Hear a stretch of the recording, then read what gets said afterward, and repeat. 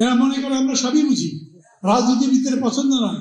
মির্জা ফখরুলের মতো পার্টি, বিএনপির মতো পার্টি, আমি ছোটখাটো মানুষ, ছোট পার্টি, আমার কথা নাই শুনেন।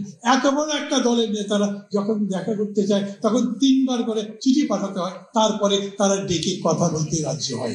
প্রধান উপদেষ্টা বলেছেন এই নির্বাচন বানচাল করবার জন্য হামলা হতে পারে। হামলা কে করবে? ধানমন্ডির গুন্ডারা, উত্তরা থেকে ভাড়া করা মাস্তানরা? ও তো পুলিশই হামলা করে দিতে পারে। প্রধান উপদেষ্টা যখন এরকম হামলার কথা বলেন তখন তার মানে আরো অনেক বড় কিছু ইঙ্গিত করেন তিনি। দেশের মধ্যেকার কথা বলেন না, উনি বলেন আরো বড় শক্তি, যে শক্তির কাছে আশ্রয় দিয়েছে আমাদের পরাজিত শক্তিরা, অথবা যাদের সাথে গাঁটছড়া বাঁধে আরো বিশ্বের বড় বড় মোড়ল শক্তি। সারা দেশের জনগণের বুকের মধ্যে এক প্রকার কাঁপন ধরিয়ে দিয়েছেন তিনি। এই নির্বাচনে আসলে খুব বড় করে বিপত্তি কি হচ্ছে। এমনিতেই আমি বলি, উনি নিজে যখন বলেন আমাদের এই উপদেষ্টা পরিষদে যারা যারা আছে তারা সবাই নিজের নিজের জায়গায় খুবই সফল মানুষ, আমি মানি, কিন্তু যেই জায়গায় দায়িত্ব নিয়েছেন সেখানে তারা একটা অপদার্থ। দেশের রাজনীতির কোনো কিছু করতে পারেননি, সমস্যার সমাধান করতে পারেননি, বরঞ্চ নতুন নতুন করে সমস্যা তৈরি করেছেন। ডক্টর ইউনূস আন্তর্জাতিক মানের একজন রিফর্মার, একজন ডুয়ার, পারফর্মার। তিনি আমাদের দেশের সংস্কার করতে গিয়ে পুরো জিনিসটা একটা গন্ডগোল বাজিয়ে দিয়েছেন। আমাদের মধ্যে বিভিন্ন মত আছে, সেই মতে আমরা যারা যারা মঞ্চে বসে আছি তারা সবাই যে একমত হচ্ছি তাও না। ফখরুল ভাইরা বলেছেন এই এই বিষয়ে আমরা দ্বিমত পোষণ করি, আমরা তাদের মতের সাথে একমত নই। তারা ডিসেনশন দিয়েছে, তারা বলেছেন যে আমরা যদি জনগণের রায় নিতে পারি তাহলে আমরা যা বলছি তাই করব, আপনারা যেটা বলছেন সেটা হবে না। আমরা মেনেছি, আমরা বলেছি জনগণ যদি আপনাদের রায় দেয় তাহলে তার পক্ষে যাবে। সংস্কার কমিশন মেনেছে, তার মানে সরকার মেনেছে। অথচ গতকালকে আপনারা পত্রিকায় দেখেছেন যে প্রস্তাবনাটা দেওয়া হয়েছে জুলাই সনদে, সেখান থেকে নোট অফ ডিসেন্ট বাদ দেওয়া হয়েছে। এটা একটা 410 ডিগ্রি না?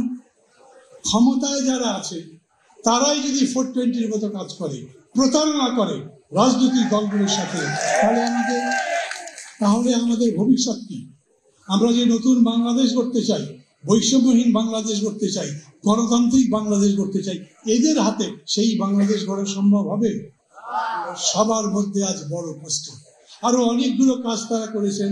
যেদিন বৃষ্টির মধ্যে আমরা সই করছি জুলাই সনদ, খেয়াল করবেন দলিল যখন লেখা হয় তখন পর্যন্ত সংশোধন করা যায়, কিন্তু দলিল যখন সই হয়ে যায় তখন সেই দলিল বদল করা যায়? আপনাকে 5 বিঘা জমি দখল দেওয়া হয়েছে, দলিল করা হয়েছে, এরপরে ওই দলিল বদলে আপনাকে 4 বিঘা জমি দেওয়া যায়? যায় না। এরা তাও করেছে, সেই দিন আর্টিকেল 5 চেঞ্জ করেছে। আবার বক্তৃতার মধ্যে বলেছে 31 তারিখ পর্যন্ত মেয়াদ বাড়িয়েছি, আমরা আরো পরিমার্জন সংশোধন করতে পারি।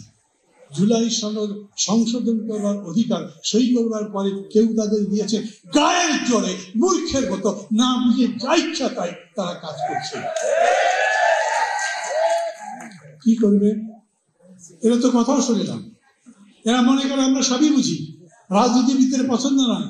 মির্জা ফখরুলের মতো পার্টি, বিএনপির মতো পার্টি, আমি ছোটখাটো মানুষ, ছোট পার্টি, আমার কথা নাই শুনেন। এত বড় একটা দলের নেতারা যখন দেখা করতে চায় তখন 3 বার করে চিঠি পাঠাতে হয়, তারপরে তারা ডেকে কথা বলতে রাজি হয়। এখন কি করবে? সরাসরি বিএনপি বলেছে আমাদের সাথে প্রতারণা করা হয়েছে। আর ডক্টর ইউনূস ফ্রান্স থেকে উড়ে এসে ক্ষমতা নেবার পরে বা দায়িত্ব নেবার পরে যখন বললেন এরাই আমার নিয়োগকর্তা, সেই নিয়োগকর্তারা পর্যন্ত বলেছে ওরা আমাদের সাথে প্রতারণা করেছে। তার মানে একটা প্রতারক গোষ্ঠী এখন ক্ষমতায় আছে, তাই তো না? হাততালি দিয়ে এত কষ্টকর, এত গালিগালাজ আমি করতে চাই না, কিন্তু এটা ঠিক আমরা এখন নিরাপদ নই। ফখরুল ভাই আছেন, এই মঞ্চে যারা যারা আছেন তাদের সবার উদ্দেশ্যে আমি বলতে চাই, দেশকে রক্ষা করবার দায়িত্ব এখন আমাদের। দেশকে রক্ষা করবার দায়িত্ব এখন আপনাদের। আপনাদের মানে যারা বসে আছেন এত সুন্দর নিয়ম শৃঙ্খলার মধ্যে একসাথে স্লোগান দিচ্ছেন, চেতনার প্রকাশ ঘটাচ্ছেন, একটা নতুন বাংলাদেশ গড়তে চান, সেই শপথে জীবিত আপনারা এখানে যারা যারা জড়ো হয়েছেন, সারা দেশে এইরকম যে নেতা কর্মী সংগঠন আছে তাদের দায়িত্ব এই দেশকে রক্ষা করা, না হলে এই দেশ বাঁচানো যাবে না।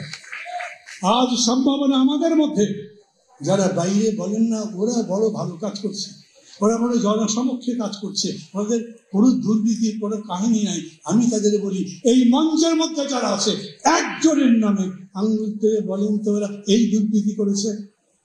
নাই। আমরা যারা আছি আমরাও একই দাবি করি, দেশ গড়বার জন্য আমাদের যে নেতৃত্ব আছে আমরা সবাই মিলে যারা করছি তারাই দেশ গড়তে পারবো, কারণ আমরা জনগণের সাথে আছি। আমরা ফালতু কথার বিতর্ক করছি না। কোথা থেকে কোনোদিন কোনো কাহিনী নাই হঠাৎ করে পিআর নিয়ে আসলেন, হঠাৎ করে নতুন করে সব জায়গাতে পিআর পদ্ধতি করতে হবে, এইরকম কথা বলে যারা বিশৃঙ্খলা চেষ্টা করছে তাদেরকে জনগণের সামনে বুঝিয়ে দেন। চেহারায় আর কথায় শান্ত সমাহিত, খুবই সৌম্য মনে হলেও ভেতরে ভেতরে তারা তুষের আগুন জ্বালিয়ে রেখেছে। এই কাহিনী আমরা অতীতে দেখেছি, এর লক্ষণ আমরা বর্তমানে দেখছি। ভবিষ্যতে ওই রকম কোনো কিছু যদি হবার মতো দেখি তাহলে তার বিরুদ্ধেও আমাদের রুখে দাঁড়াতে হবে। আমরা